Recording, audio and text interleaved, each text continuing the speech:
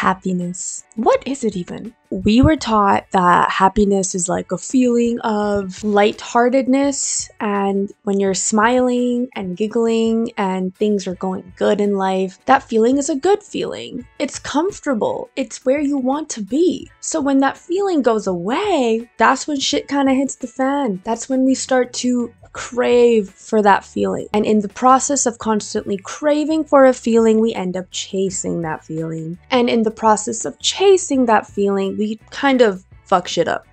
In this video, I'm going to talk about why you need to stop chasing happiness. It's a construct that's kind of made in our heads. It's pretty obvious why we think happiness means a certain something. It's because in movies and growing up and our own experiences, we have learned that happiness looks a certain way. It looks like having either a lot of money, or it looks like having a lot of possessions, or it looks like having a big family. We've given happiness our own definition, which is completely normal because this is what humans do. It is in our nature. However, when you chase something, your subconscious mind automatically thinks that you don't have it. And therefore, when you're chasing something, you're reaffirming to your subconscious mind that you don't have it. Your subconscious mind doesn't know what you want. That's your conscious mind. So your subconscious mind is going to think, oh, this person is chasing happiness, therefore this person does not have happiness. And it will keep the reality exactly the same because you're reaffirming to your brain that you don't have it right now, and that is why you're chasing it. The subconscious mind is such a tool that I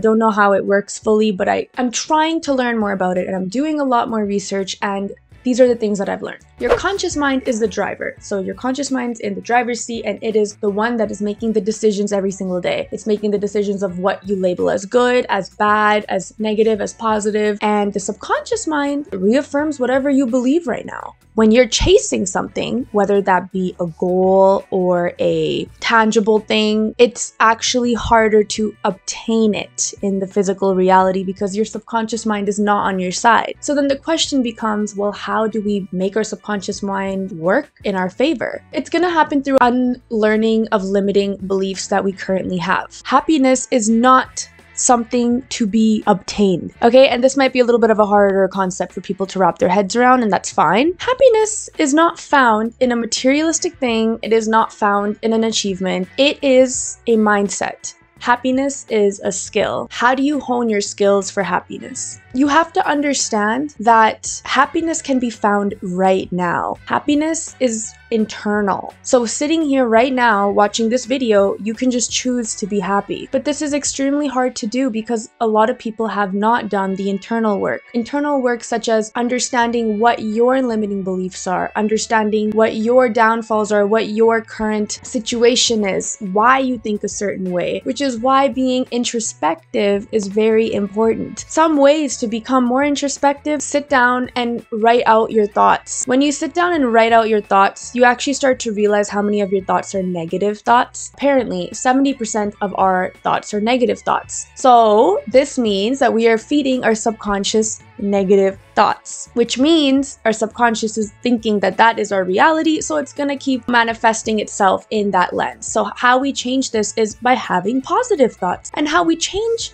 our brain to have positive thoughts is constant effort every single day. This looks like discipline. This looks like consistency. Catching yourself when you're having all these introspective, downward spiraling thoughts. Catching yourself in the moment and rewording it and having a positive affirmation. This is something that I used to do. Every single time you catch yourself having a limiting belief or a negative thought, turn that around. When you start to become aware of your negative thoughts, it's much easier to just be like, wait, what? Did I just think that? Wait, no, I need to rephrase that and say it in a positive way, because your subconscious mind, again, doesn't know what's right or wrong for you. It only knows what you're telling it. I'll be like, what am I doing? I'm not capable of all the goals that I have. Then I'll be like, girl, hold up, you need to stop yourself right there. Instead, I literally say it out loud sometimes. No, I am perfectly capable. Everything's working out in my favor because I am putting in the work every single day, and I believe that all of my hard work will pay off. Doing this constantly every single day, notice that your brain waves are now shifting and you're constantly thinking positive things. Therefore, your subconscious is thinking, oh, this person says that they are capable of doing this, therefore they must be capable of doing this. So then it changes the trajectory of your life and you start to notice things happen around you, perhaps even miracles.